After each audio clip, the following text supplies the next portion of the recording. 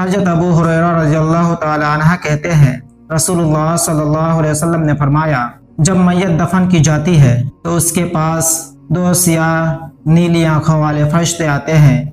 उनमें से एक का नाम मुनकिर और दूसरे का नाम नकिर है। दोनों उससे पूछते हैं, तुम उस आदमी मोहम्मद सल्लल्लाहु अलैहि वसल्लम के बारे में क्या कहते हो? वह वही कहेगा जो दुनिया में कहा करता था, यानी मोहम्मद सल्लल्लाहु अलैहि वसल्लम अल्लाह के बंदे और उसके रसूल हैं। मैं गवाही देता हूँ कि अल्लाह के सिवा कोई माबूद नहीं और मोहम्मद सल्लल्लाहु अलैहि वसल्लम उसके बंदे और रसूल हैं। दोनों फरिश्ते जवाब में कहते हैं, हम समझते थे कि तुम यही जवाब दोगे। फिर उसकी कब्र 70 हाथ फराग कर दी जाती है और उसे रोशन कर दिया जाता है। फिर बंदे से कहा जाता है, सो जाओ। वो कहता है, मैं अपने अहल व आयाल में वापस जाकर उन्हें अपनी मग़फ़िरत की खबर देना चाहता हूँ।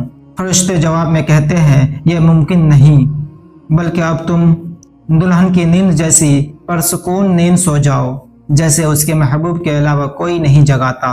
चुनांचे वो सो जाता है, यहाँ तक कि अल्लाह ही उसे कब्र से उठाएगा। अगर मरने वाला मुनाफिक हो तो वो फरिश्तों के सवाल के जवाब में कहता है, मोहम्मद सल्लल्लाहु अलैहि वसल्लम के बारे में मैं भी वही कुछ कहता हूँ जो लोगों को कहते सुनता था, उसके अलावा मैं कुछ नहीं जानता।